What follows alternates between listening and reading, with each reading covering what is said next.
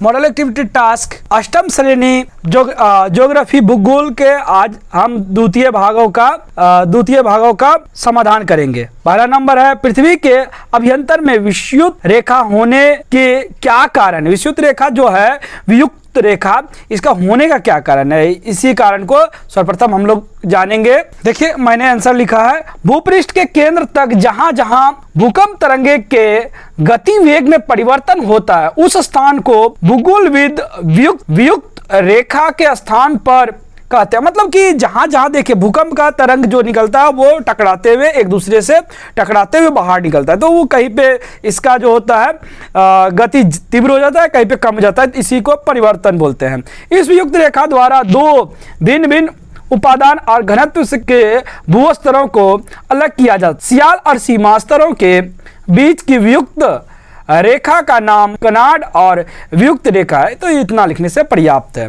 हम लोग दूसरा क्वेश्चन देखेंगे, अपसारी प्लेट किनारे को रचनात्मक प्लेट किनारा क्यों कहा जाता है। देखिए अपसारी प्लेट किनारे को रचनात्मक क्यों कहा जाता है, इसके विषय में लिखना है। तो हम लोग बहुत ही साधारण तरीके से लिख सकते हैं। पहले ही कहा गया है कि पृथ्वी के ये सारे प्लेट धीरे धीरे गतिमान और संचलितशील होते हैं। सामान्य देखा जाता है कि समुद्र तट के देशों में प्लेट का क्षेत्र बराबर दो प्लेट परस्पर से दूर हट जा रहा है। इसके फलस्वरूप समुद्र तल देशों में जो खाली स्थान की सृष्टि होती है उससे पृथ्वी के अभ्यंतर मैग्मा क्रमगत अथवा नियमित निकट आता है। यह देखिए तो क्या होता है कि इसमें अलग अलग होते रहते हैं। आप लोग भी देखिएगा जब उसमें चित्र देखते हैं हम लोग पृथ्वी का, तो उसमें भी देखते हैं कि बीच बीच में खाली है, पानी है, तो अलग अलग कहीं ना कहीं एक दूसरे से भाग हिस्सा मिला हुआ प्रतीत होता है। देखिए उसके बाद लिखा हुआ है मैग्मा बाद में शीतल और कठोर होकर नवीन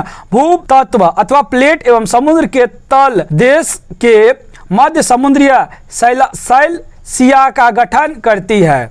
इसका परस्पर विमुक्त प्लेट क्षेत्र को अपसारी अथवा गठनकारी प्लेट क्षेत्र कहा जाता है। इस अंचल में भूकंप अग्निपात स्वाभाविक घटना है। तो यहाँ पे देखिए जैसे कि आप लोग देख पाइएगा जापान में बार बार भूकंप आता है तो वहाँ लकड़ी का घर बनाया जाता है।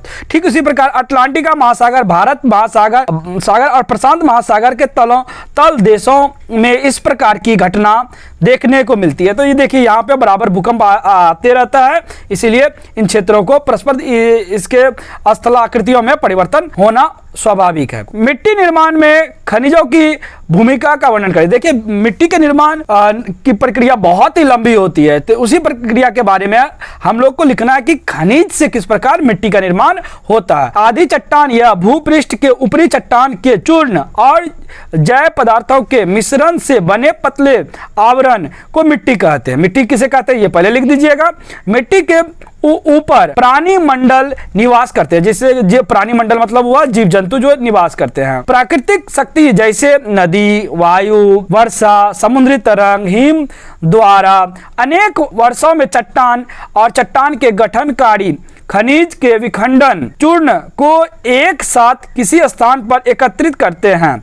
इस सूक्ष्म शिथिल चूर्ण को एक साथ जल, वायु, जैव पदार्थ के मिश्रण से मिट्टी का निर्माण होता है। मिट्टी का मूल उपादान विखंडित चट्टानों के चूर्ण होते हैं, इसलिए मिट्टी को की प्राकृतिक अधिकांश क्षेत्रों में उसके आदि चट्टानों की प्राकृतिक पर निर्भर करती है। मतलब कि जैसा उस क्षेत्र में चट्टान होते हैं उसी तरह की मिट्टी पाई जाती है। जैसे साधारण बेसलेट में काली मिट्टी में मिलाकर ग्रेनाइट, चट्टान में लाल मिट्टी और बलुई मिलाकर बलुई मिट्टी बनती है। इस प्रकार मिट्टी का गठन होते रहता है। तो देखिए उसके बाद 4 नंबर क्वेश्चन में देखेंगे।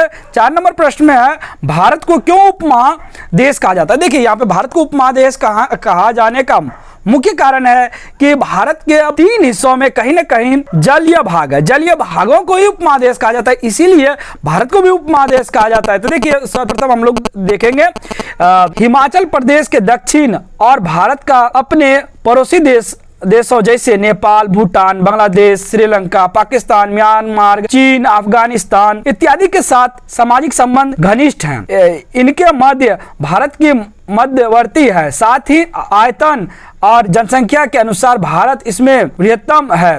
कुल मिलाकर इस संपूर्ण अंचल में भारत का एक केंद्र बिंदु की तरह स्थित है, इसलिए इस अंचल को भारतीय उपमहादेश भी कहा जाता है। और इसमें आप थोड़ा सा मिलाकर के लिख दीजिएगा कि इसके तीनों ओर कहीं ना कहीं पानी है।